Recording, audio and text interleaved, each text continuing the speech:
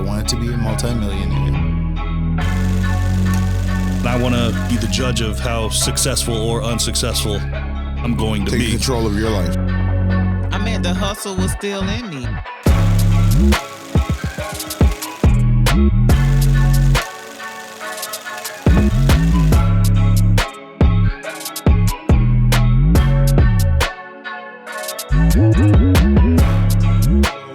I get right to it in this thing. I don't even wait. We have an intro that gets sequenced in the show anyway. So before we got started, you said you asked a question. I think that's so important. That's so powerful. Is this a safe space? And let me tell you what I get from that question, and then go into your thing. What I mean by that. Let me get to what I. So it is a safe place, and what I mean by yes, it's a safe place because my goal for this show is to, whatever. I'm not the most scholar guy, but your verb, verb subject agreement might be a little off on that, but it's little all off. good. My goal is to bring value. My goal is to bring value to people that's in the mud. That's working on figuring out how to get out the mud. Got it. So when I speak with guys that are mud guys or girls or gals that's been through a season in their life that they could share their testimony to give the other person that's going through the mud right now and give them a little tips and trick. I think that's what this platform is for. But it's definitely a open platform where we discuss life experiences, trial and error, and the good, the bad, the success, the low times. Beautiful. I love that. And ultimately, I want to give value, man. So that's what this platform is for. And I want to say, firstly, thank you too. Hustler's testimony for me means a lot. The word hustler means a lot to me, and the word testimony means a lot to me. But I also believe that the value of being someone who originated out of the mud is sometimes, even when you use the word season, which I appreciate. And I think that what people have to understand is that seasons come back around again. So just because you come out the mud one time, don't think that you may not ever find yourself back in that mud. Good. Yeah, so excited that I can just share, my story and my testimony, and hopefully God, spare me, going back into that mud. And if He do, I just pray that I don't go too deep. I don't drown. Maybe have a straw in my mouth. I can, right. What I'm saying, and catch some air, because that's what it is. It's just a suffocating experience when you're there. Where do you get that from? So it sounds what I'm hearing is your foundation is solid. Where do you get that stability from? Where did you create those standards? Like who instilled in you this foundation? Great question. Earlier we were using the word resources, right? And I think that for me, I had the resources of both parents to begin with. My story isn't the single mother raised me by myself story. My father, for me, a hero. My mother, equally a hero. They instilled this within me. Maybe it was the fact that I was for them, they had me later in life. So having an older sibling who is 16 years older than I am, I'm the baby, and then I have an Irish twin sister. So her and I came at the latter part of my parents. Excuse my, what is an Irish twin sister? Well, from what I've been told, someone within that 1 year of a sibling under that year range. Okay. So my sister and I, we're less than a year apart. Okay. But she's older than me. Oh. Yeah. I get it. You know what I mean? So mom and dad waited 16 years, dropped her, then dropped me. So maybe possibly having them later in life after they had reached a certain age range and, stature within the community. My father was an entrepreneur in every sense. He owned Jimmy Taylor and Son Stucco. So I grew up watching him build, watching him put things together, watching him manage crews. My mother was a restaurateur and worked in hospitality for a long time. began in McDonald's and fast food, and then transitioned into upper level of hotel management. By the age of 16, I was working for her, my sister, my homeboys, people in the community, anybody who can get a job and who was a good worker. They provided opportunity. So I was raised within a tribe of dad managing, projects, building, managing crews. Mom, as she ascended, she reached back and she would put me on, my sister on, all of our friends worked with us, in the hospitality, houseman. I'm stripping beds, I'm making up beds, I'm running towels, I'm working at the front desk. Before I was 18 years old, I had already had experience in 3 to 4 different departments in a major corporation from a hospitality perspective. So you being a mud boy, let's call it that, being some of the guys that made it out the mud and understand how to function in the mud. What are some of the skill set you believe you learned from your parents as business owners? And I'm more talking about like the survival, something not just the business sense. So what you see here, of course I can put it on, right? I can dress it up, formal, throw some cash on and be comfortable within my skin.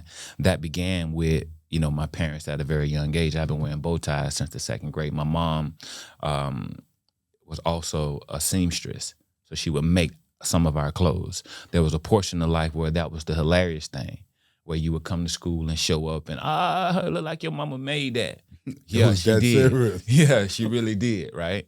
So, went through that. But in that, one of the earliest parts of my upbringing was my grandfather. My grandfather used to travel around the community. He used to, this is just one part of what he did. He had about a 4-foot stick, 5-foot stick with a big long nail at the end. Every day throughout what I can remember of his life, he would travel around the neighborhood picking up cans. Had a nail at the bottom of that stick, and he would just walk around the community picking up cans. So one day he took me with him. I'm maybe about 9, 10 years old, and I go with him, and before I know it, we done walked all over the town. I'm from a small city called Haines City, Florida, in Central Florida, Polk County, Florida. Shout out to all my people up in Polk County, Haines City. One time for Polk County. One time for Polk County, you feel me?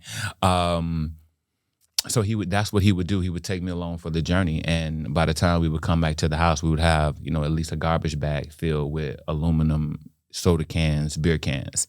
And it was from there that the next step would be taking them to the aluminum plant, get to the aluminum plant, and then I would watch him turn those cans in. And then that would be, the result of that would be he would be paid some money. One way I saw. My father, 3rd grade education. Family was sharecroppers in Alabama, so I can't tell you how my father obtained a general contracting license in the state of Florida, and he was an illiterate human being, never could read or write to the day he died, right? But him being illiterate was one of the early parts of my business development because he couldn't read. Little JT Jr. there, hey, help me read this application. Hey, could you read this for me? Hey, come with me to the bank. Hey, I need you to fill this paperwork out for me. Hey, let's sit down and go over this. So that was one of my first early introductions between my grandfather and my father in entrepreneurship. My dad giving me that opportunity to travel around with him, ride with him, be in the truck with him, going in and out of banks, seeing transactions being done. And then also, again, reading for him to help him with things became an early part of my life. I didn't realize what it would metamorph into later on, but now I can look back, hindsight 2020, it was all prepping to get me up out the mud and to ensure that,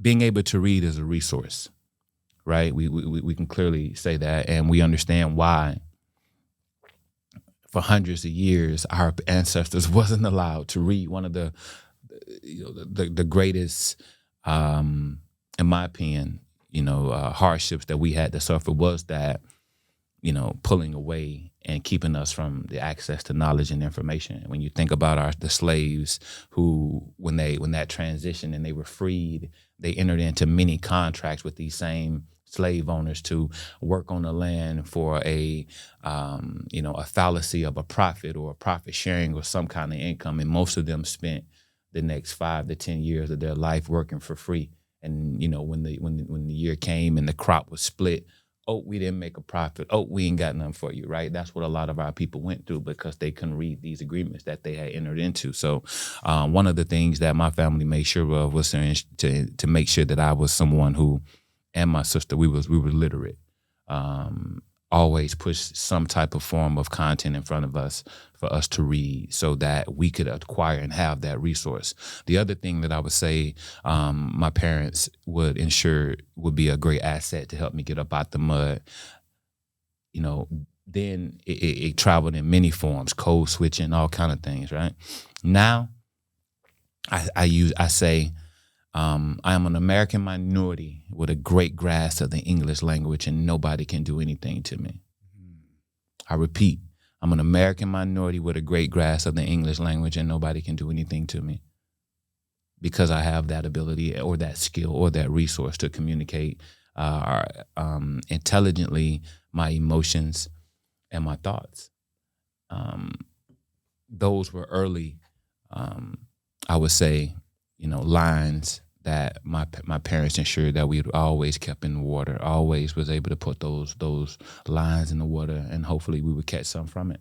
So was that like a standard in your home? Like, high, getting your education, hustling with your grandfather, I'm trying to understand, what is the standard of your family? Like, what do you guys, is that a thing? It is. Also, I mean, I can't speak for everybody, but our standard was simple. My dad and my mom operated on a mantra.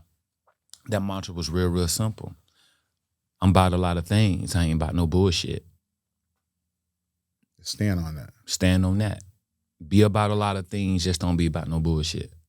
And they literally used to talk to you guys about it all. About multiple hustles, multiple things. But again, I think that, what gets lost is the fact that, we're always searching for, and I can appreciate this now, but there was a part of my life where when I was a little bit younger, I wanted to be taught more, right? But they didn't have the time. They were out hustling, getting it, right? So I believe that we sometimes don't realize how much we learn just from watching and observing. So it wasn't so much about what they said, it's about, what our everyday life was. My dad would, after work, I played basketball as well. It turned out to be a pretty good basketball player. But from childhood of my onset of starting playing the game, all the way until maybe I'll say the first time he ever seen me play, I was in college, but lived in the house with me every day. And I probably began playing around the age of 12 or 13. How did you feel about that growing up? And so what do you feel about it now? Growing up, it was hard. It was a little weird to deal with, but I can just say that it fueled me. I never had the expectation that he would show up and walk in the gym to see me play, but yet I always kind of, will prepare myself just in case he did. I will also say that him being in construction and all that other stuff provided me with access to resources. I had 2x4s, I had nails, I had hole diggers, I had all these different things, right? So although I never in my life been to a basketball camp, and I'm pretty sure we'll get into it later about, some of the businesses that I built in doing that, never been to a basketball camp in my life, never had any formal training. But, those who grew up with me, those who are going to be watching this show, especially when I share it and people back home, they're going to know. JT was on 6th Street and he built his own basketball hoop. So I had a hoop up, but I had the 2x4s, I had the nails. I found the old, rusty rim, put it up. And you build your own rim. I built put my whole basketball hoop together. And then kids would come around every day, break it, put it in the street. So going back to my dad, he would be in construction. They leaving the house by 3:30, 4 o'clock. So when he's leaving, he waking me up. Hey, man, no, they done broke your hoop again. I'm out. Make sure you move it before me. Mama got to go to work and do all these other things. So I would wake up most days. I'm pulling the rim out the street, bringing all the wood, picking up all the nails, making sure mama don't run over nothing so her tie don't bust on her way to work. Then I would go to school, come home, shit, that's what I'm jumping on. I'm removing nails. I'm putting them back in. I'm replacing my plywood before the sun go down. I'm gonna get me at least 10 shots up because I'm gonna rebuild this hoop. I'm gonna put it back up and put it back in the ground. There's so much in those details. There's so much in the story of it breaking apart and you building back, and also utilizing your father's resources to be able to do that. Yeah. Now, as an adult, do you actually appreciate the fact that he gave you the tools and the resources to do what you did? I know he missed the games, Yeah, but he also had to provide. he did. So,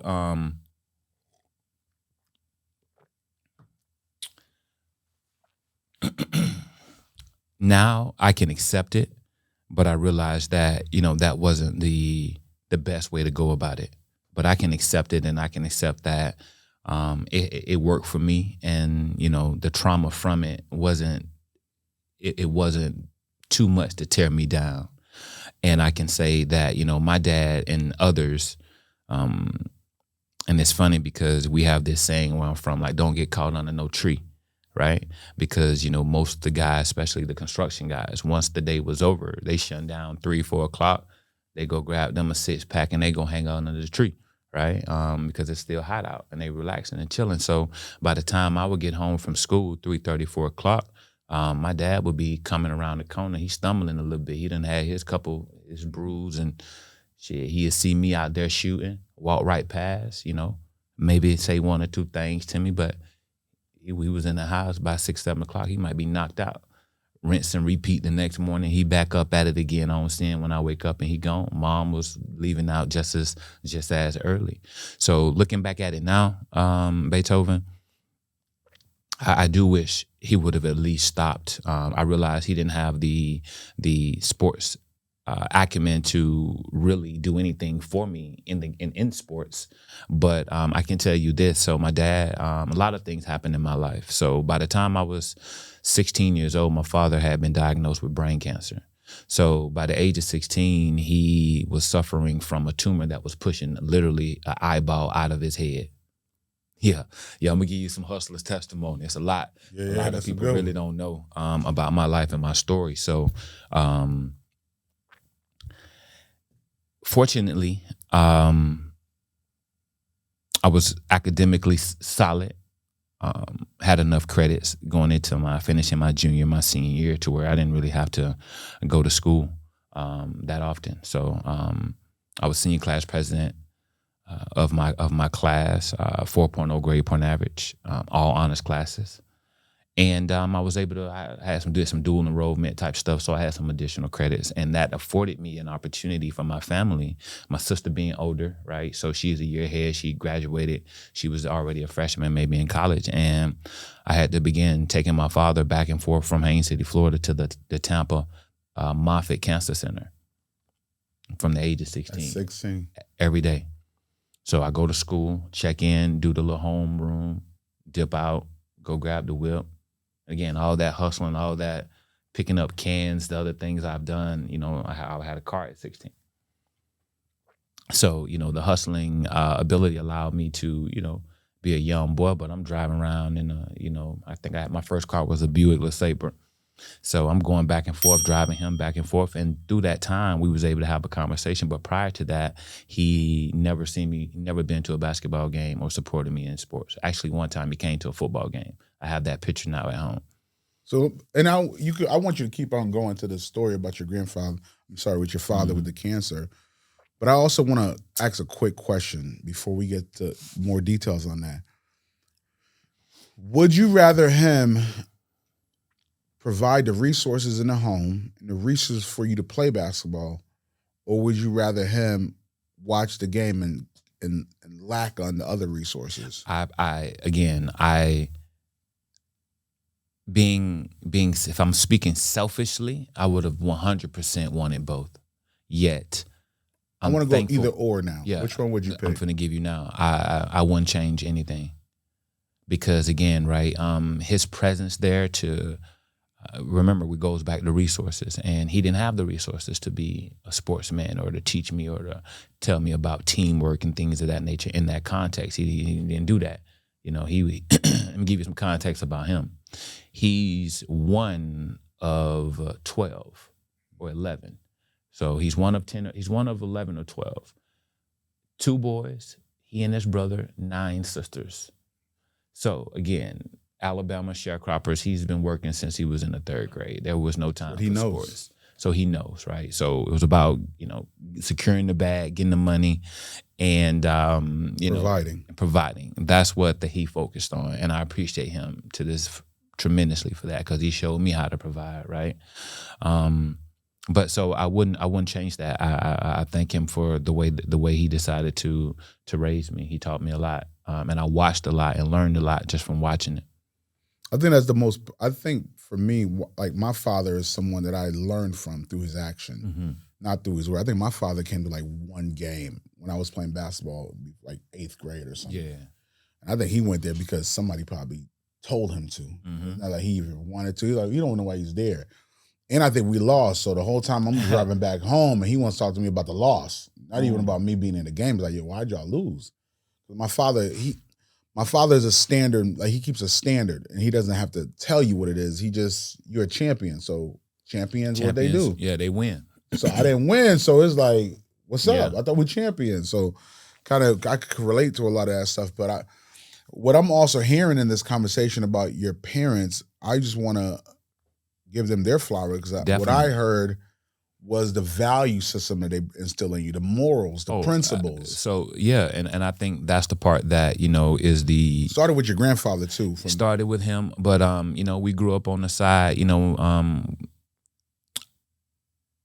my mom used to say we grew up on there's 2 sides to each street. You have the takers and the givers. We grew up on the giving side, right? But in order to be able to give, you got to have. Right, you can't be a have-not and try to give to somebody. You got to be a have. You got to be someone who has. So fortunately, through their hard work, we were in the small realm of what it meant to be where we were in our neighborhood. They had enough to give and still provide for my sister and I and my family, and I thank them for that. So with that same mindset, don't treat people how they treat you was a part of that. So powerful, man. Yeah, respect people. We're tailors, we're butlers, we're whatever. This is what we do. We don't do what everybody else standard on that, right? You're not what's on the outside of this house, right? Inside here, we're going to teach you about all of the things that make you unique. You never have to feel like you're different. You never have to feel like, your personality, anything about you is not the standard, right? Everybody else, with what they bring to the table, what they say that you need to live up to isn't what you need to live up to. So one of the greatest things my parents did was they like you say, they did set that standard within that house. So when I walked out, there was no need for gratification. And then I think that the community, the respect they had for my parents, they upheld that within me. The dope dealers throughout the community, once they understood who I was and what I come from, I wasn't allowed to go be anything else, right? So the false narrative is that, we promote,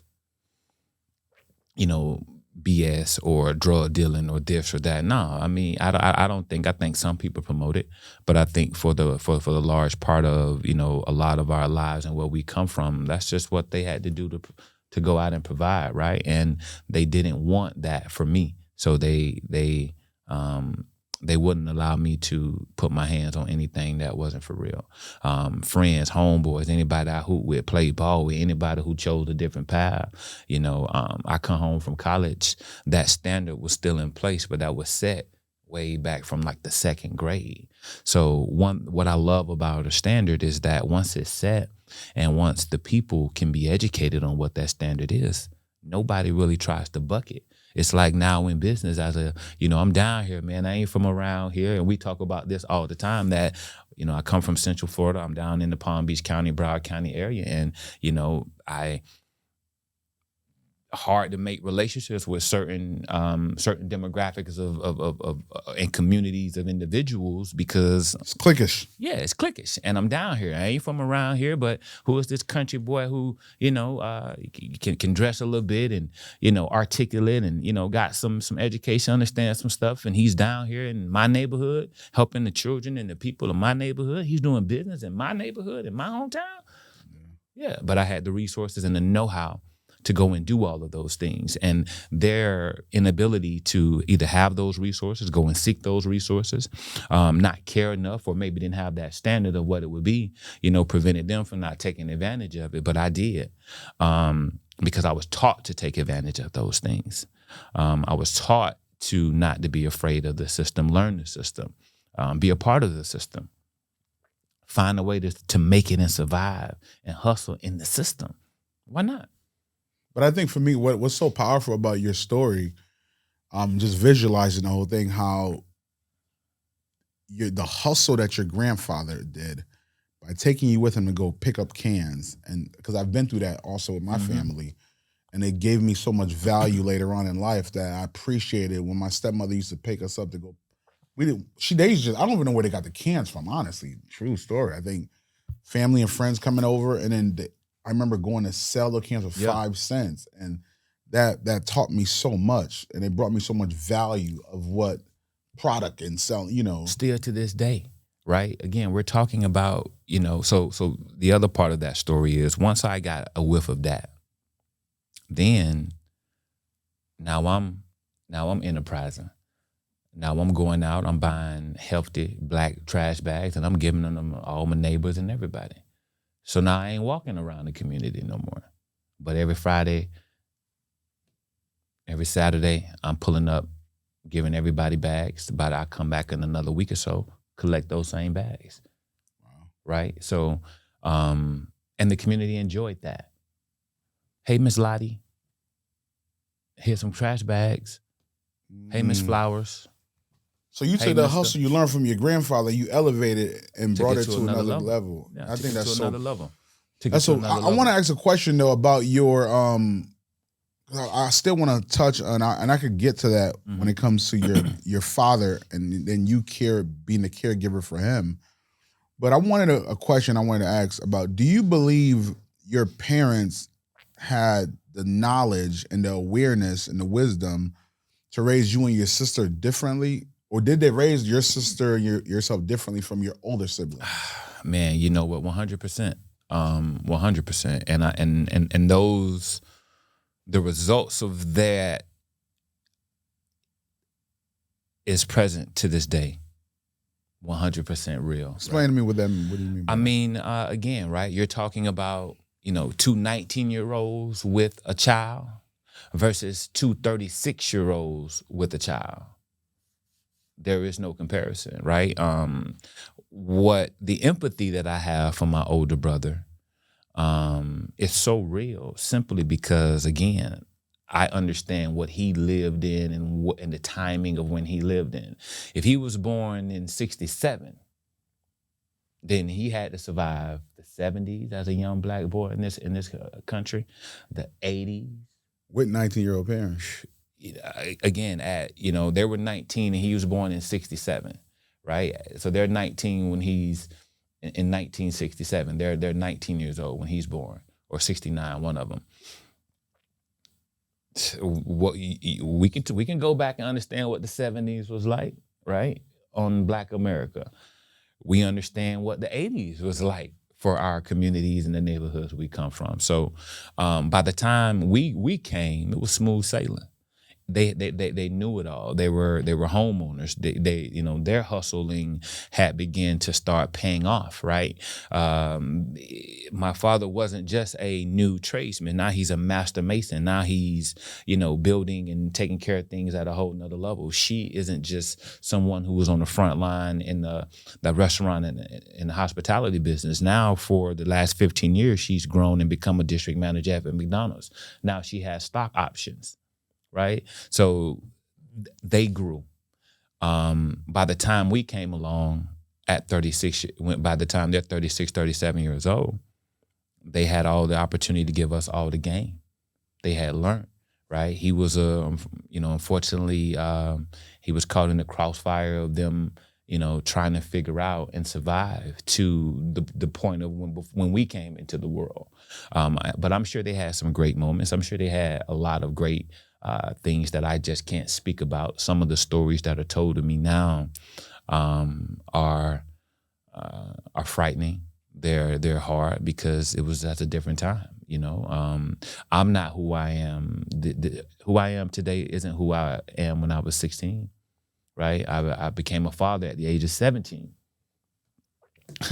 So my story and what I've gone through, it ain't what it is. I got another story. First time I've ever said this on any platform. From the ages of 13 to 17, I was in the juvenile justice system. That's a lot to unpack. Let's start. I want to go. I want to go. So let's go through let's go from 13 to 17, and then I want to go into being a caregiver for your father. Mm-hmm. So you said you were in the juvenile system from 13 to 17. Give me a little bit more about that. So, never started a fight in my life. One day, somebody knocks on my door, coerced me out. I come out, me and my cousin, like my brother. Man, get into this altercation, kind of get jumped, get into a fight. It's a group of people. He's 17 at the time. I'm 13. He hit me, chases after me. I stop, defend myself. But I defend myself well in that moment. One that, really, subdues my opponent. Long story short, I get a little charge, and I don't spend a lot of time away in like an adjudication and officially locked up. But what I went through, and what a lot of people in this country have gone through, was that supervised, probation from 13 to 17, where traveling was limited, access to doing certain things was limited, my movements was limited. This is also a time where I'm emerging as one of the top basketball players in the county. I'm also a top student athlete, around as well, but I can't take full advantage of many of the recruiting opportunities that are coming my way because I can't get approval in time. Right. This other part of this, my hustler testimony, was the fact that restitution came with that charge. So at the age of 13, I had to pay over $15,000 to this individual and his family for medical bills and some stuff that occurred in that incident. So the other part of that hustling, why grandfather, why mom, why everybody had me out here getting it, is we can't afford to pay this restitution. But in order for you to make it through, you got to pay this restitution. If I don't fulfill those commitments, I can't tell you where I'm at. I can't speak about where my life would be. I can't tell you that I take that scholarship. But what I can tell you is that, having all of those standards to live up to, right, kept me on the straight and narrow. I've never been in trouble again in my life. So I think that's congratulations again. That's a celebrate on all of them. Right? Like, yeah, it's a lot. It's a lot, but I think it goes back to your foundation, that mud, that when you start your family building you up and supporting you and giving you the resources to build again. Mm-hmm. And the love. That was a very important piece. The love and the support that they gave you in that process. Now you were able to pay it back to your father now. Definitely. And learning of his condition, which he fought for a long time. So I would definitely encourage, all of us, myself, you, that we definitely put health at the top of the list, right? I love, and you've probably read this, and if you haven't, anyone who has any kind of hustling ambition or ambition to try to be anything in entrepreneurship, you should definitely go read the last words of Steve Jobs. Have you read those? No, I haven't. I definitely will check it out. Yeah, go check that out. And it just speaks about how, where he speaks about being in the final moments of his life and all the success and all the money and all the hustling that he had successfully achieved in that moment. His best friend was this, And what he had to listen and talk to was just the sounds of the machines keeping them alive, and how he would have spent more time with family, how he would have, taken, so, I would just throw that in there for all. And for my dad, it was the same. Literally, man, I used to pop out of his head. He wouldn't go to the doctor, literally. I ain't letting them people cut on me. He ain't doing it. One day it got so bad, we just got together like an intervention, and we made sure he had to go. That turned into, hey, we got to immediately do something about this. Go into the surgery. He loses an eye, and confidently and within him, he was never the same. Right, my daddy was a super confident individual. Flamboyant in his love for everybody, love kids, very charismatic, but, totally changed him, right? Did you believe he had regrets on going to get the surgery? Yes, I definitely do. Is it because he went against what he felt, or? I can't speak to it. I can just say that there were some things in life that I look at, and this may be a little extreme, and people be like, "Oh man," but I sometimes say it took him to lose half his mind to gain his right mind. Speak on that, please. Right. Sometimes while we hustling, we move fast. We move real fast, and we don't really take time to appreciate and really see what's in front of us, right? Like, I have a thing, vision is greater than sight. I live by that. But there's times where I'm too vision, and I don't even see the step one, right? But, then there's times where I got step one, I got 1 through 5 all laid out. And then once I get to step 5, it's like, where do I go from here? So it's that constant zoom in, zoom out perspective that I think for him, he was able to zoom out and see some of the things he had missed. So the part that will make everyone, when they hear this, smile when they talk about changing. When we talk about the seasons of coming out of the mud, there was a season in the mud where he never would take the time to come to any of my sporting events, right? But then there was another time in the mud where after the surgery and after, he lost that eye, oh yeah, he pulled up. So before he died, he was able to see me play in college at least 3 times. Never saw me in any kind of grassroots or anything like that. Never been to a high school game, but he did see a couple college games before he died. Of course, Mom was a weekend warrior. She was a soldier. She ain't missed nothing. She was always there.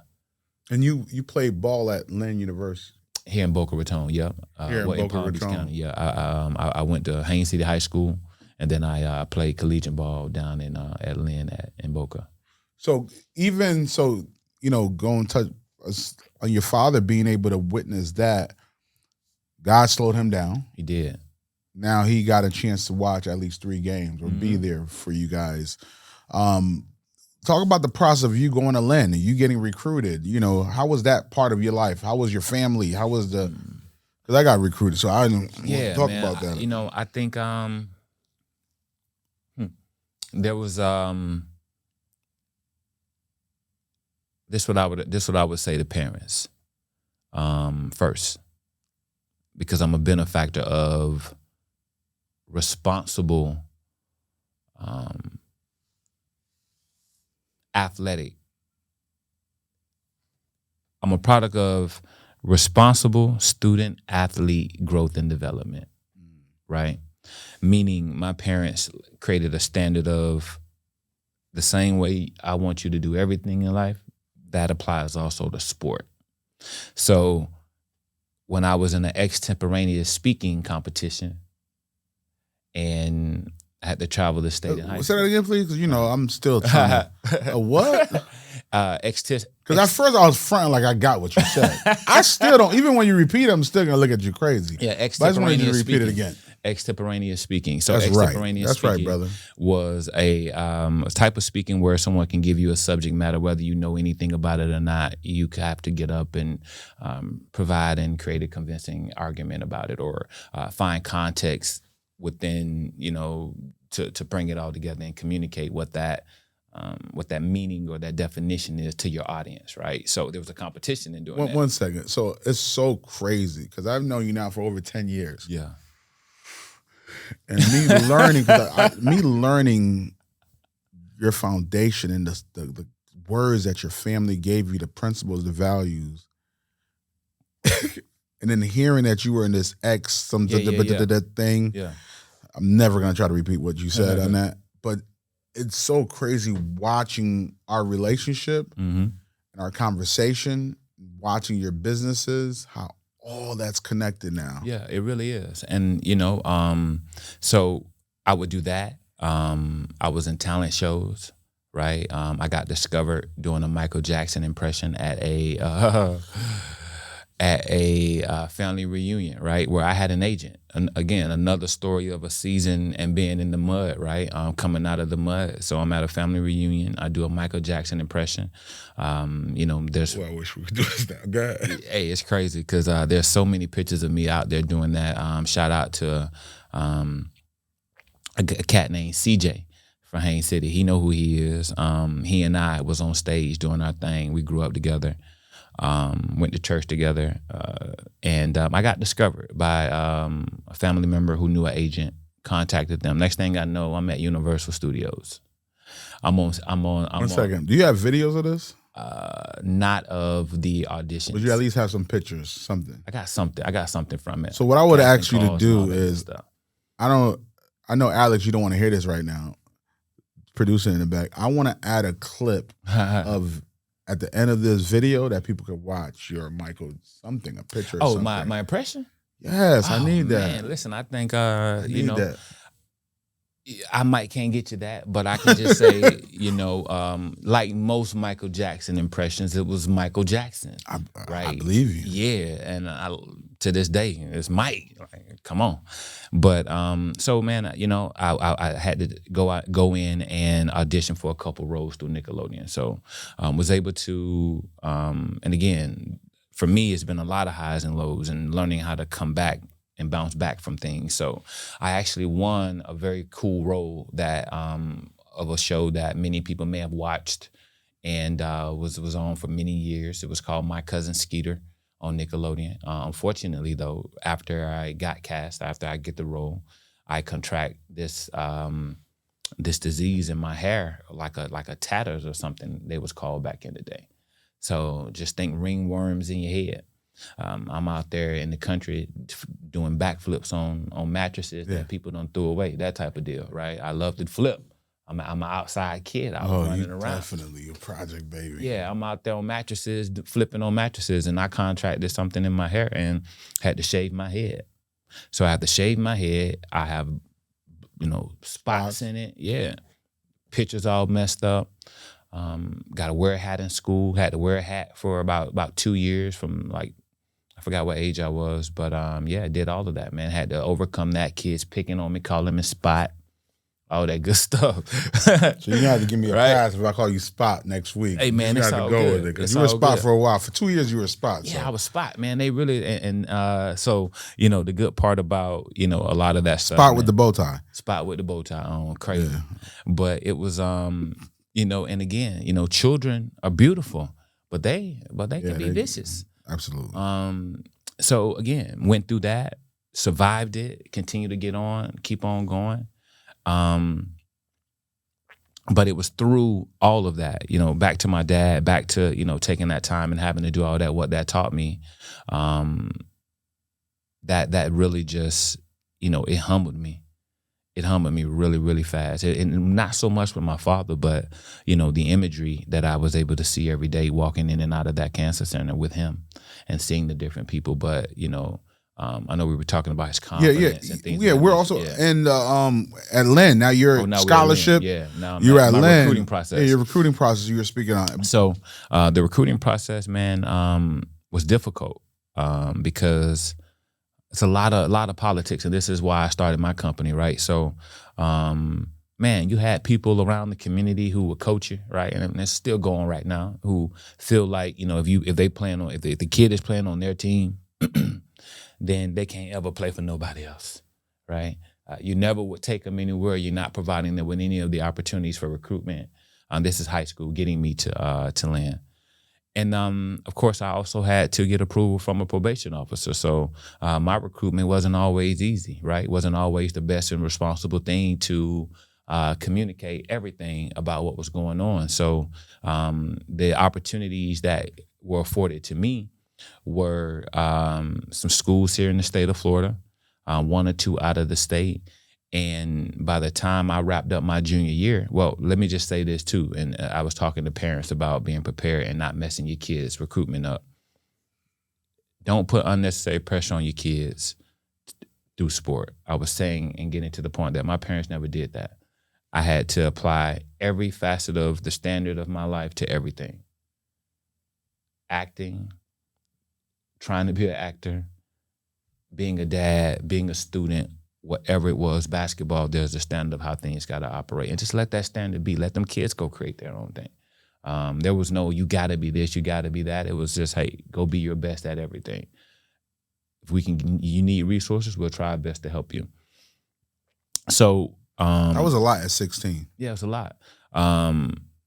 So at the age of 16, I'm starting to emerge as one of the top players. So my name is being mentioned, but yet I was an academic guy, senior class president, all honors classes. I'm in drafting, architecture. My dad was in that, so that was my first love, was architecture and drafting. So that's what I'm on. That's what I'm doing. I'm a part of that academy in school, plus SGA, right? So from an academic perspective, I was a qualifier in the 9th grade. So I took my SATs in the 9th grade. Shout out to Miss Salary. Art Salary was a player that at Haines City High, and his mom was a guidance counselor. He was like one of my favorite players at that time. His mom was my second best person that I loved in the world, because she would help all the athletes get prepared for college. She said, hey, go take it. Just see what happens. I passed it. I made forgot what it was, but I passed it. I never took the SATs beyond the 9th grade again.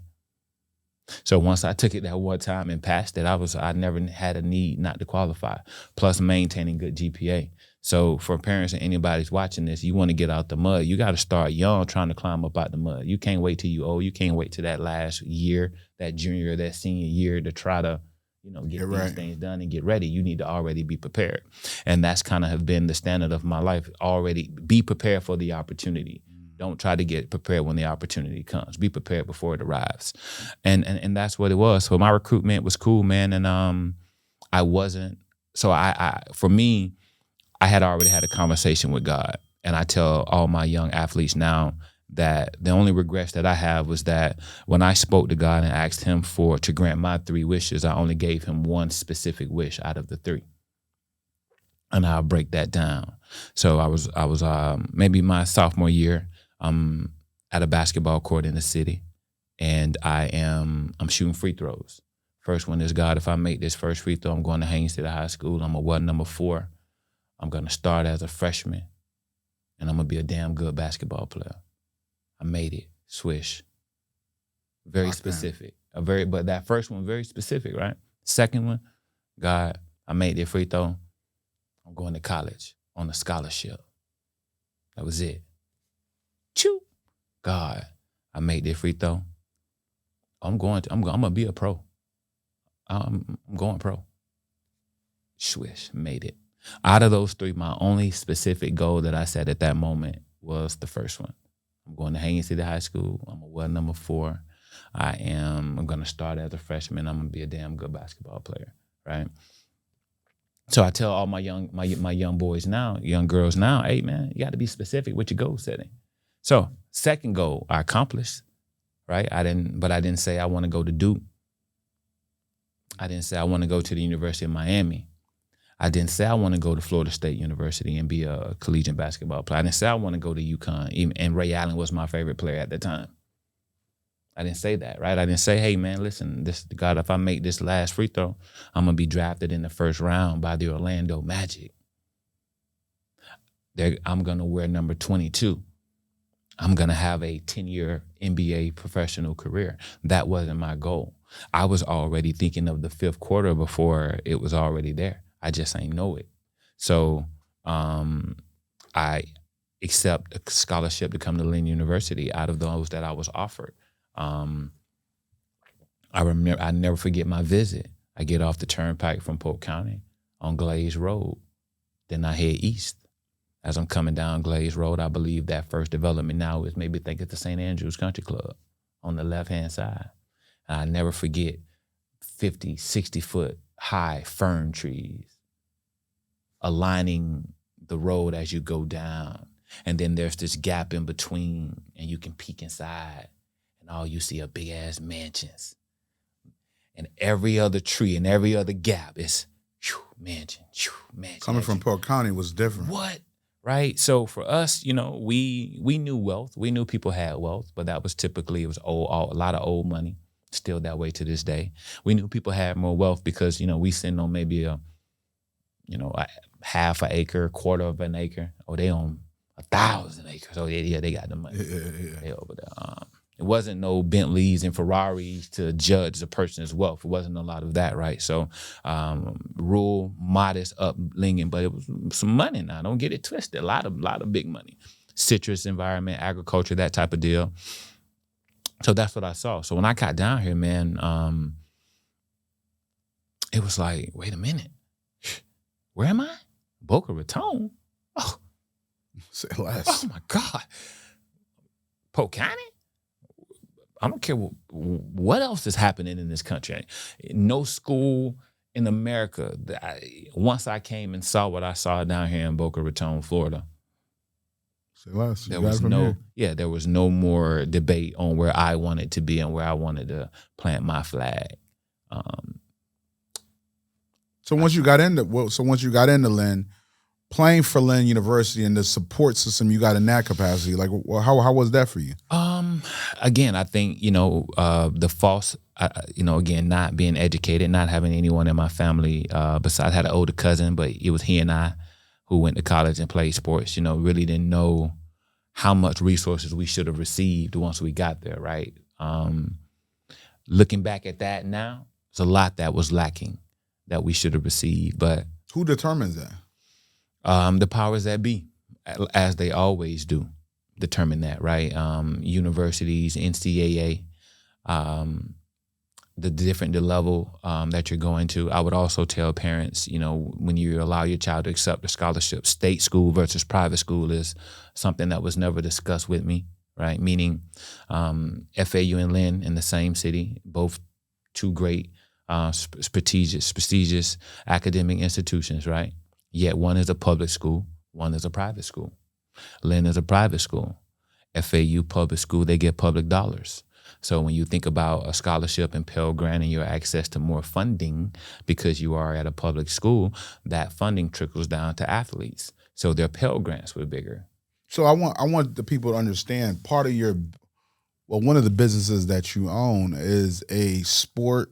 Like, give them a little more detail so they could understand how you definitely, and why I'm speaking on that. Yeah. So again, not having someone like me in my life, I wanted to be that surrogate for a lot of athletes, to have somebody who had really survived and really done what they were really trying to go do, and that was the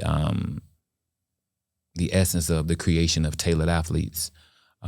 Which is a full-service basketball training, development, and educational company that I started in 2006. And, currently now we own over 250,000 thank yous from all the kids that we've serviced and helped, and parents through camps and clinics. So being an athlete, I didn't know that. I didn't know what the difference was. I just know I got down here and my homeboys over at FAU, every semester, they checks were $5,000 to $6,000 way more than mine. And when I go in there to the financial aid office and ask these questions, this and that, oh, well, we're a private institution. All of the funds that we get the discretion to determine where it all goes versus, a state school. Now, for some of my teammates, that wasn't a big deal, right? But what do we already discuss and say was going on in my life during that time? I'm a dad. Beethoven, like I'm not a normal student athlete. I was a father at the age of 17, single father, early on because I had to be there while her mother had to go to school during that time until I left to go to college. And, then she's a single mother to a certain degree while I'm back and forth from school and trying to be the best dad that I can be for my daughter. But so it wasn't enough for me, Beethoven. So they provided 3 meals a day. They provided, an opportunity me for take advantage and go in that library and learn and do my work and do all those things, which I took full advantage of. But yeah, it wasn't enough for me. No disrespect to the institution, but it wasn't enough for me. I'm a dad. I got a baby to take care of. So although I had a great time at Lynn, I also had some rocky times. One, wanted to file a grievance for being mistreated. We, a couple teammates and I, had too much fun in the cafeteria one day. You see what being having a good grasp of the English language allows you to absolutely. Do. So I hope y'all out there in TV land, I hope y'all caught that. Yeah. My teammates and I, it's way too much fun. Right. Because I would have said it totally different. Well, we had a time last night, but we actually did some dumb. Yeah, man, I would have said it differently. A little bit, but could it have been blown out of proportion? I thought it was, right? We're talking about one One second. You know why you believe that they blew it out of proportion? Because you were a extemporaneous speaker? Yes, that's why you already all connected again. Go ahead, man. Yeah, man. So teammate messed up and broke a chair. So that was foul.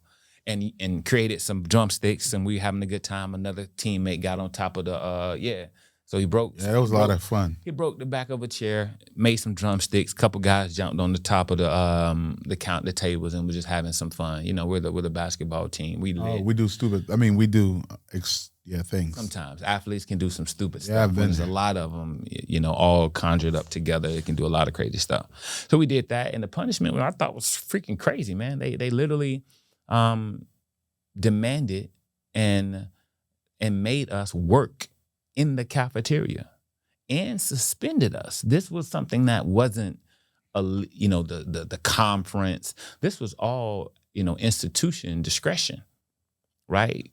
Athletic directors, coaches, bro, we got They had to make an example out of you guys for not breaking no more chairs and being drummers. Bro, they did. Was there any other drummers after you guys? Good point. Not to my knowledge. Okay. Right. Let's go.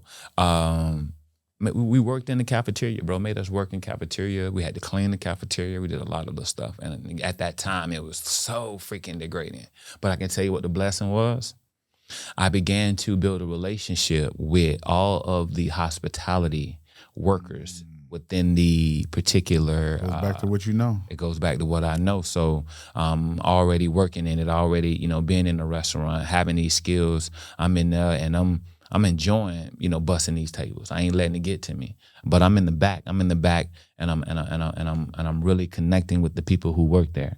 To this day, I walk on that campus and, I can see a couple professors, but the housekeeping department, I pull up and I go say hello and I still hug and say hello to all those people. Because they were the one that took care of you. They were the ones who took care of me. They were the one who nurtured me. They were the ones who would come by and pick up that tub of dishes and go put it over and tell me, no worry, my son, and truly show me the love and the care because they didn't agree with it and knew we shouldn't have been in there, but they did that. For that, forever grateful, forever show them the most respect, but it goes back to, again, not treating people how they treat you. I was taught that. You were taught that. And I think for me, and I'm watching the consistency on your upbringing, but I want to talk a little bit more about Taylor Athletics. And as a full service agency, what is your services and what are some of the outcome and results for that? So, we provide, when you say services, let me tell you what the outcomes are first. Mm-hmm. Outcomes is you're gonna come away more confident. You're gonna come away with the unbiased truth about your growth and your development and your LAD. And LAD is the LTAD. That's long-term athletic development. That's what you're gonna get when you get from Tailored Athletes, and we provide that through services of one-on-one training. We have a trademark program called Pro at Your Door that sends athletes. Pros out to people's homes, and we train them in the comfort of their own home. It goes back to me having my hoop in front of my house and building my own hoop, right? Parents, we love the money you give us. We're going to cash every check. Yet your kid don't want to go outside and shoot on their own hoop, and it's a hoop outside. Well, maybe basketball ain't for him, right? He don't have that ability to go train and when nobody's watching. So we have that program, whether we deliver it through that, whether we deliver it through our travel program, and that's, competitive ball kids and, on teams playing in competitive tournaments all across the state and the country. Yeah, I was gonna say, you've thrown some real successful tournaments. Yeah, so we throw tournaments. We provide weekly skill and development in about 5 different municipalities across the state right now. Boca Raton being one of our biggest academies. We do camp, spring break, summer camp, after school programs in that capacity to build a bridge and uplift athletes, but utilizing sports as a catalyst to do so is a part of that. And within excuse me, within your business model, what are 3 different things you believe, 3 different resources and tools that you could share with people that will actually help them if they're in the same business or they could take with them? That they're in the same business? Same business or just business overall that you learn in your process. So I would say the first thing is vision is greater than sight. And to go beyond that is, I said we started this in 2006. I've known you for 10 plus years, but known of you doing business way before that, right? So there isn't no overnight successes. Don't even think about it. Don't try to be one. Nothing is going to happen overnight. You have to be consistently committed to what you're doing. That's to anyone in business. To someone specific in my business is that, hey, there's very low barriers of entry, so embrace the competition, right? Me being a Hall of Famer now, me being an all-time leading scorer in school history, the basketball accolades, me being a pro, me being in the NBA developmentally, me working out pros, that's cool, right? Yeah, me being, prolific player myself, that's great. But that don't stop the dad who wasn't me or didn't have to go and volunteer at the YMCA and start coaching basketball and helping kids. Is there technology that I want to know a little bit more about some of the technologies or resources that you use to build your company. Is there things like that you guys have that you can speak on? I think it's going to be unique for every person's business and how they want to see their business be set up. But a technology that I use is a simple website.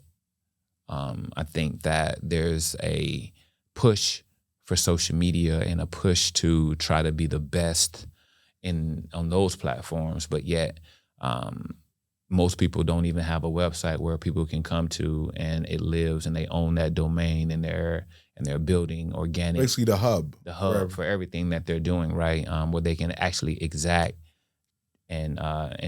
transact and do stuff on, and have people really engage with them. Have a website. So you believe, so someone that's in the business, someone that's in business overall, they should have a hub to actually talk about who they are, what they do, and how they do it. 100%. And do you believe that helped you out tremendously? 100%. Because, now our marketing budget is a lot less than what it was 10 years ago. Because of what? Because of our online presence and our ability to have a hub and have a place where people can go to for 10 plus years, to have all those organic pages to be cached all throughout Google and all throughout the search engines, right? To have that hub existing and being there throughout all the transitions, throughout all the mergers. Yahoo is now MSN, or MSN and blah, blah, blah. The Google is now Alphabet. All the transitions, the place where someone can come find us has always been the same. It's never lacked. So you always had a platform that always they're had able a to, platform and that we're able whatever you do in your company, they're able to go back to that platform. And they're able to go back to it. They need to schedule a pro to come to their door. They can do it at the website. From the computer. They can do it, or their phone now, right? Because of the sites being mobilized and allowed to do all of that. Yeah, they need to leave a message and request a callback. They can do it from there. So the technology definitely took your business to another capacity.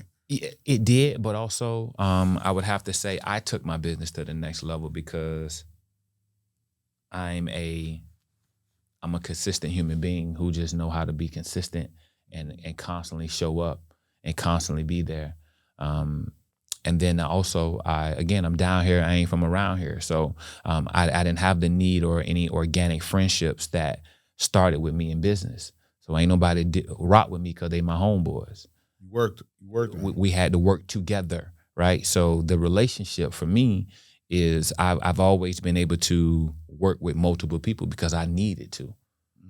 They wasn't friends or homeboys. So there isn't I'm here to serve and help James because he's a nice guy, right? So, getting to those points where we knew what the relationship was going to be from the onset has helped me out, right? Now, there's been some who have come, and showed themselves to be different later, but we only find out later, right? So I think the other greatest asset is, I would say bring people on quickly, get as much help as you can to facilitate your company, and fire quickly. Expand quickly, fire quickly. Bring on as many people as you can, help get it done. Expand on that. Why? Why?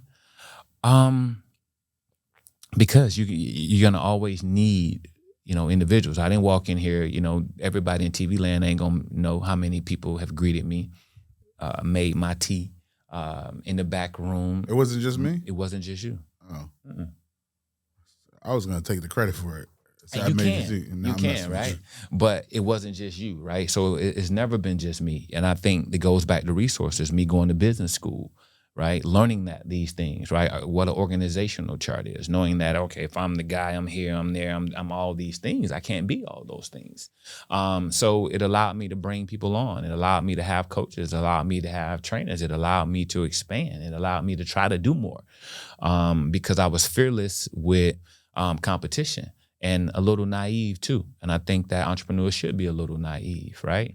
I learned quickly, oh man, he ain't for me. He just showing up because I got the warm market for him to poach out of, or she ain't for me, or this, right? So jealousy and envy ain't got no face. I learned that a little bit later. But again, that's the part, I got way more that need to be done versus me being scared to bring people on because I don't want them to see what's going on or be a part of what I have. A lot of us have that issue. Yeah, we do. Like, we just don't want to let people in, and that ain't who I am. I've never had that privilege to have people be around me in business because I'm a nice guy or they think I'm a cool dude. They've always benefited. And to anyone out there who want to refute that, if, you wrote me a check in entrepreneurship, then I would love to see it. But I've been doing most of the check writing for the last 15 to 20 years. No flex, but I understand what it has meant. Now I can appreciate that. Yeah. My brother, let me tell you right now, and that's what this 2024 is to me. I want you to flex on that. You so crazy. Because I think for me, excuse my French, fuck being humble this season. Because I think it's important for us to really recognize the work, I have so much empathy for a businessman, businesswoman, the person that actually created it from the mud. It's real work. It's real pain. Correct. It's not easy. But I think we need to talk a little bit more about that because we have to talk about the championship. Because I think the next level of entrepreneurs coming on need to understand the work ethic and the principles and the consistency and the commitment that's needed to this. So you got to be Jordan of this thing. Like that's what it is. Like you cannot come to this entrepreneur thing and say, I'm so humble. It sounds so amazing. But you can't, like when you're in that mud and you got to really dig away in and build the infrastructure and create the SOPs and all the scalability and sustainability that you need to do in business, you can't have that humble spirit. Well, here's the thing, right? Now you can't. Yeah. I think it's a growing from that. I'm gonna expound on what you just said. I think you can, right? But I think that those who are doers, they don't spend time bragging about it. It's no time. There's no time.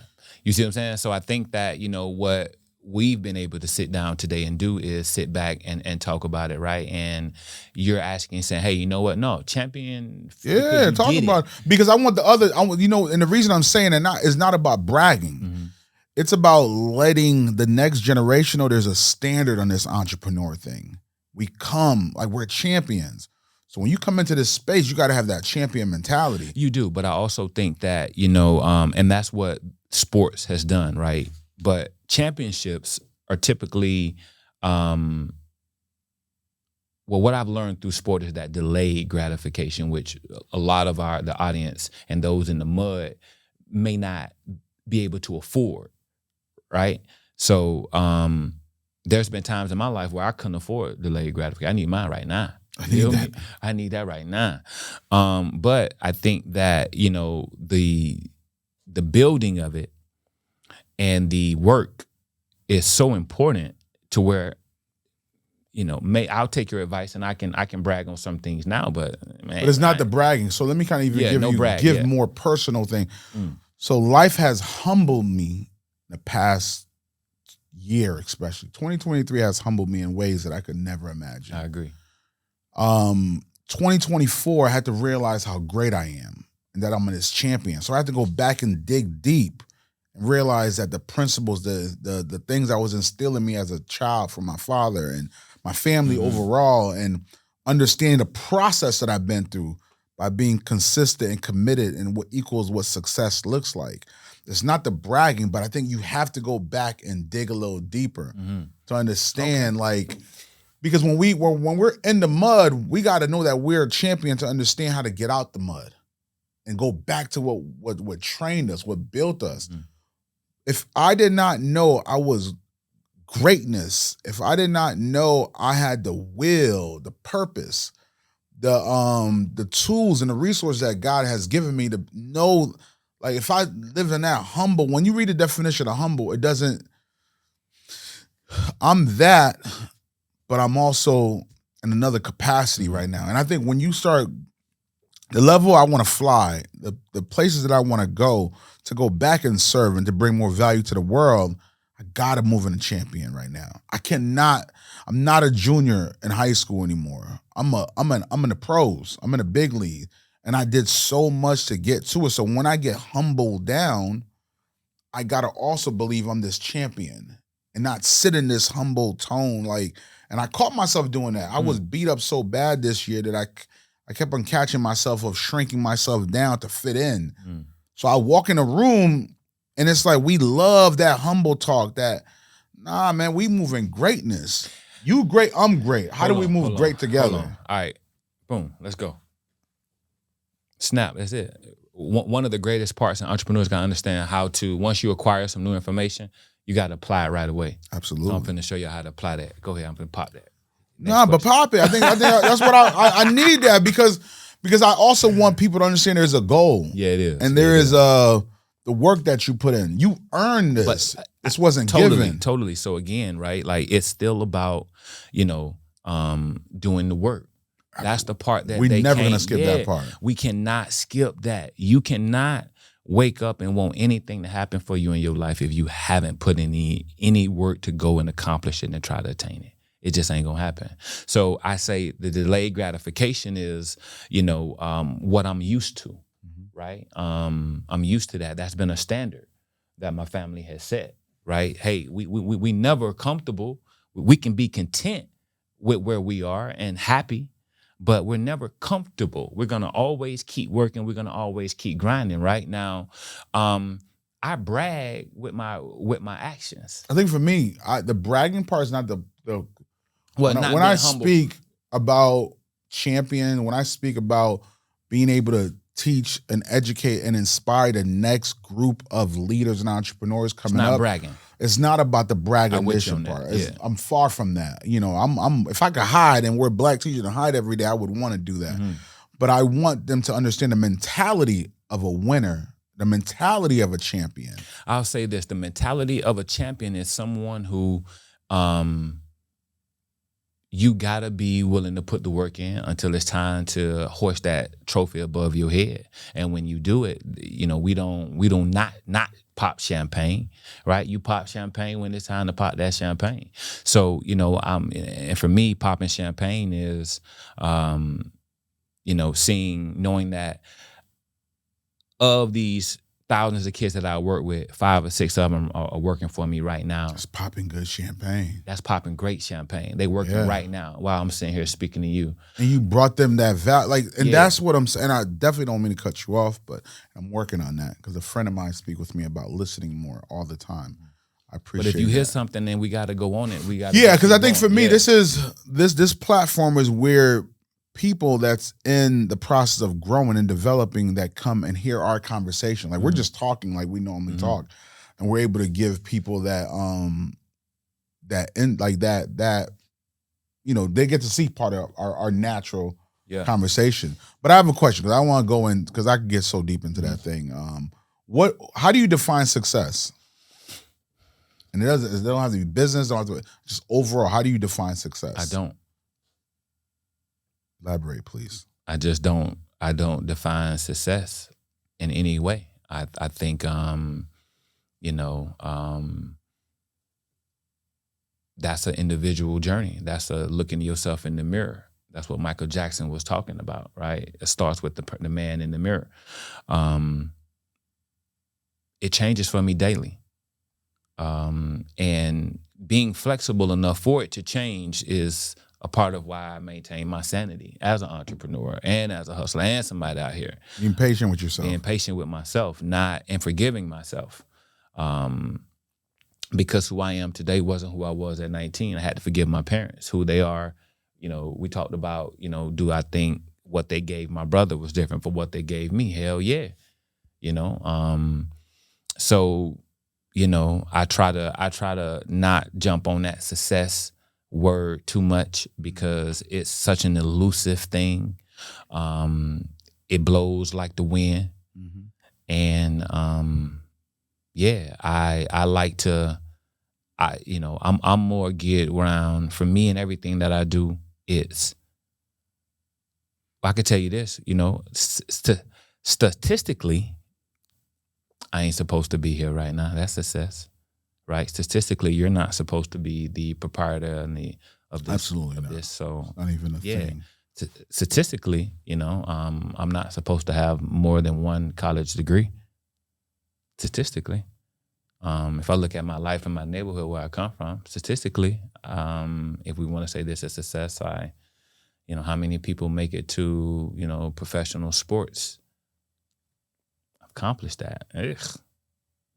You know, maybe some people think that's success, right? I look at it as success when now that you say that, it's them thank yous, the 250,000 thank yous that I got. That's how I measure success. It's a powerful thing. I have a couple questions. So another question I have, what's something you didn't pay enough attention to that you wish you had, that you learned from, that you wish you did? Like, so basically my question, let me actually read it and not try to paraphrase it. And so what's something you didn't pay enough attention to that you had to learn the hard way? Appreciating where I'm from and buying the block. Give me a little bit more about that. Again, country boy, small town mindset. You know, the goal was, like most people in a small town, right? When you think about all the people who maybe have gone on to, whether it's entertainment success, sports success, where they come from, a little small town somewhere, right? So I think for me, I had this affinity to conquer the big city, right? And, you know, I came down to Boca. I seen all this. I'm gonna take over, right? So I wanted to get, and I, you know, through learning and, you know, educating myself, I became a real estate agent a couple of years ago. So I jumped into real estate and been making some plays. Yet I overlooked and undervalued where I was from. And I didn't make certain moves quick enough at a time where they were way more affordable. And emotionally getting to that space has cost me a little bit more. Still made the decision and pulled the trigger on those deals, but cost me more. And I would have been a lot further ahead than where I am now. Is it possible to achieve balance between business and personal? I do. I agree to that. I think that it's a choice. It has taken me sometimes to lend myself and stop being an entrepreneur or be an entrepreneur at the same time to truly understand it and appreciate it. I felt like, you know, when I'm an entrepreneur and I'm only relying on me, I don't know how to stop. But the moment someone else brings me into their organization, and now I'm a part of a different team, I get an opportunity to really understand how I'm not treating myself at my best, right? When, you know, at this job, it's 5 o'clock or whatever, they shut down, it's done. You don't know what that is. I don't know what that is. Right? That's some real thing. That's some real stuff, right? So I can say that, you know, but I don't want to confuse our listeners to think that they got to just get drunk on entrepreneurship either. And, you know, let that make them not see their value and let others see their value to bring them in multiple things, right? So that's what I'm on now. I'm going to continue to be a part of whatever groups that I believe, you know, can appreciate my value, but I'm never going to stop being an entrepreneur. And through that, I've gained more work, personal and entrepreneurship balance. Entrepreneurship is a skill set and is a culture. Mm-hmm. I think a lot of people don't realize that. They think because you work a 9 to 5 that you're not an entrepreneur. I think you could still work a 9 to 5 and have the entrepreneur mindset. Definitely. Entrepreneur they lead. You know, no one in my team works for me. Everyone in my team works with me. I agree to that. I don't treat anyone like I don't believe in that because, you know, Alex, I didn't call him about anything this morning to set up the camera, to do anything.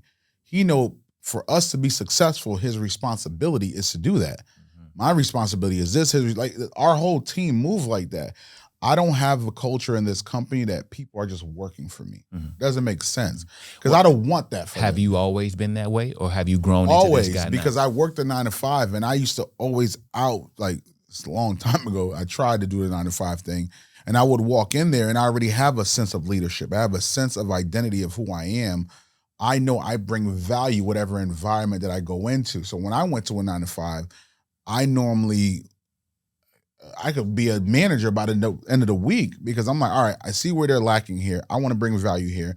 Let's grow this. I never got caught up with titles. I never got caught up with I'm at a job because entrepreneurship for me is a culture. Entrepreneurship for me is a lifestyle.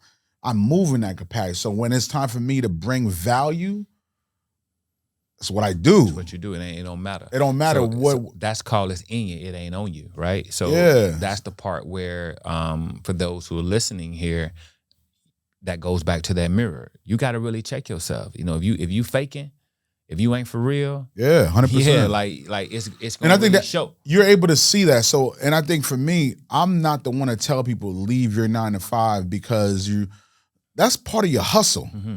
Like you got a 9 to 5 here, but you do this here, you do that here. Eventually it's going to convert from hustling to actually building a scalable and a sustainable company. I think it takes time to get into that capacity, but you learn so many different skill sets. For me, I think if you're in a 9 to 5, you're getting paid to fail. You're getting paid to learn. They're getting paid to grow. And if you bring value, the right leader is going to make sure you're in position to win with them forever. Mm-hmm. But a lot of people don't understand. They come to a job to clock in and clock out. But trust me, the person that's paying is observing that. 100%. But if he also observes you being consistent, you showing up, you delivering, you bringing results, you stepping up, he automatically know what time it Or is. she is I don't automatically know what time it is. But like you said, it goes back to, if you're at home, you making this decision to be an entrepreneur, you want to change your circumstance and your situations, then you truly got to make a commitment to yourself. You can't be the best entrepreneur for yourself and to go work and go to somebody else's job and be the worst employee for them. Facts. You can't be the worst employee for somebody else and go and be the top entrepreneur for yourself. It ain't gonna happen. It's not. And I think for me that leads to another piece of my question, like, because I also know entrepreneurship, part of that culture, we believe routine is so important to us. Mm-hmm. Right? Is there something that what's the most important part of your routine? Now, the most important part of my routine is giving time to family. That's the most important part of my routine right now. And I think that, everybody's going to go through this as an entrepreneur, but there was a time in my life where family wasn't the number one priority. And it wasn't that they were being neglected. It's just the fact that, I thought I couldn't take that time. You know anybody that did that before? You. Your father. And my father. Yeah. I know anybody, but again. Thanks for reminding me of myself. But yeah, you too. I was trying to skip myself and go right to you. But like I said, we all in it, right? Like that's something that, unfortunately it's a byproduct of this lifestyle and this culture that you find yourself in. And my dad did it. So I've tried to become more inclusive of family in what I do from a business perspective. But yeah, man, I think for me, it's super difficult, man. I want everybody to understand, and that's entrepreneurship leaders, because there's, we've interviewed and we've had a conversation with political individuals. I think is like, I'm still trying to understand what balance is. I don't even know if that's real. Because I think if you're going so hard, and it also depends on where you want to get to. I created these numbers in my mind. I created these things that I want. I want to hang my jersey on the rafters, and what does that look like for me when I say it, when I ask those things, and we create this thing that we want for ourselves, and we sacrifice family. Yeah, that's the first group that we sacrifice. That's why I started there, and then we say it's for them. Yeah, we do. So I'm learning, like, and past, these different humbling experiences in my life this past year. I'm learning, like, a buddy of mine taught me this also. He's like, when we go back to all our goals that we have, all these things we're checking in our checklist, what's ultimately is for our family. Well, what do we want to give our family? Love. What do we want? And I was like, wait a minute. So you can actually love them and care for them now. Exactly. In your same circumstance. In the same in thing. the mud. But once again, who have that conversation with us to tell us that? Exactly. That's why I said, again, I had to start there because, again, I thought that I needed to do all these other things. Your father did it for you. He did. Provider. You thought my mother too. Your mother didn't fight. Absolutely. I do not want to discredit. Mother, father, they provided for us, right? They truly did. And again, I stick with what I know. I seen them working and seen them grinding, right? Again, my daughter would probably say, "No, Daddy, you didn't." Yeah. No, my daughter would probably say, "No, Daddy, you did a great job. You didn't. I ain't never missed no appointments. Never always was there, pulled up, spent time. 2 Priuses, 400,000 miles on each. Blew 2 motors. Tear the highway up. My son coaches baseball team, white, whatever. They may not say that I'm not around and there, but I know what's going on when I'm home and I'm sitting on that couch and Moana's on. And everybody's sitting around watching Moana, but what am I thinking about while I'm sitting on that couch? So are you not present when you're there? Again,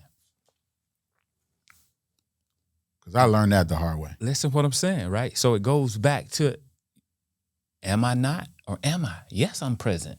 But am I really? You see what I'm saying? Let's skip this part because now you're giving too much. You are present and you're there, my brother. I am, right? I just want to keep it on that. Yeah. So what another Am I? So what's the life lesson? So what life lesson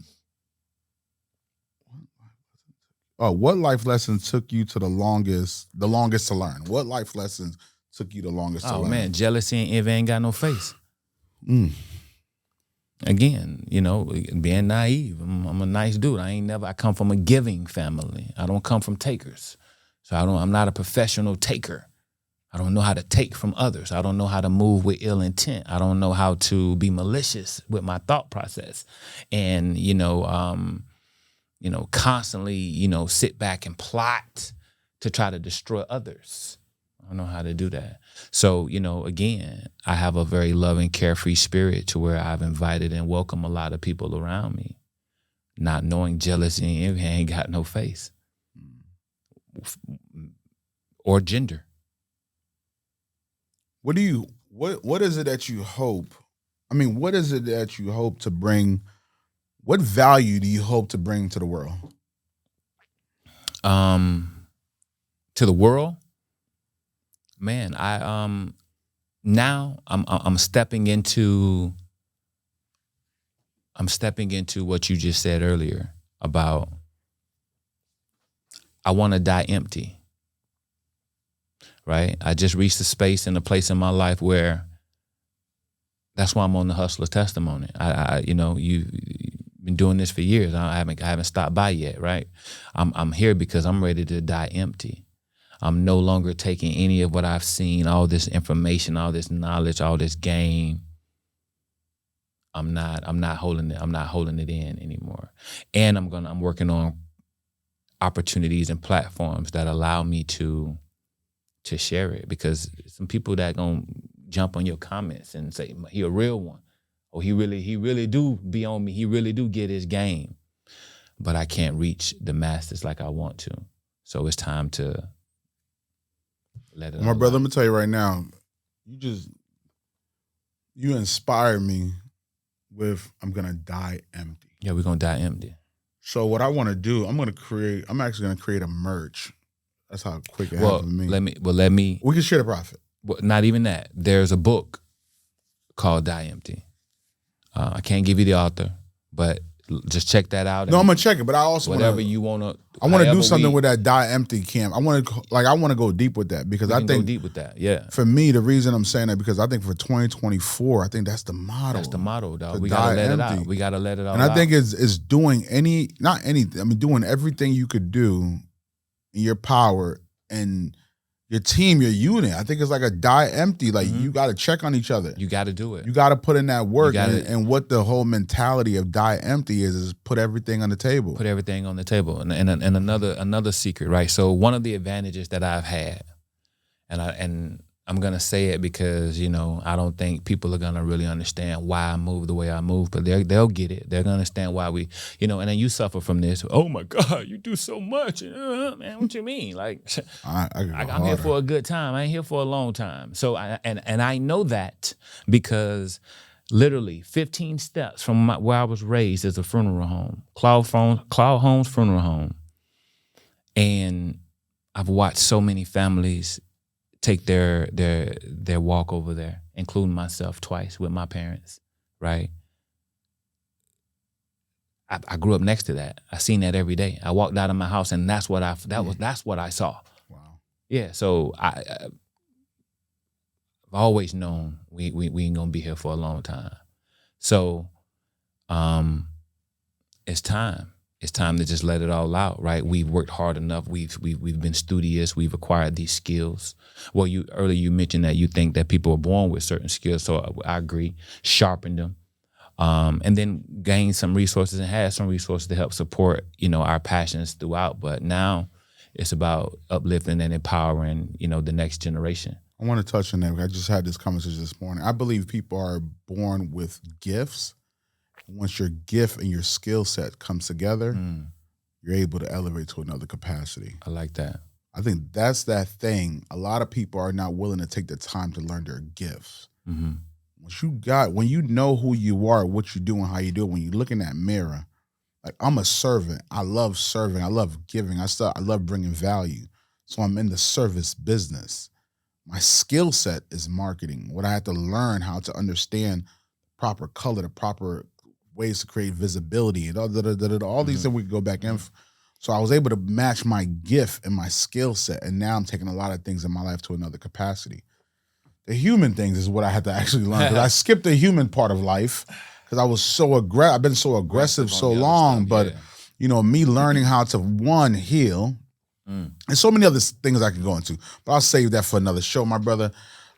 I'm extremely appreciative of you stopping by. Sure. Thank you for having me. Bringing value into the community. I believe, not I think, I know for sure.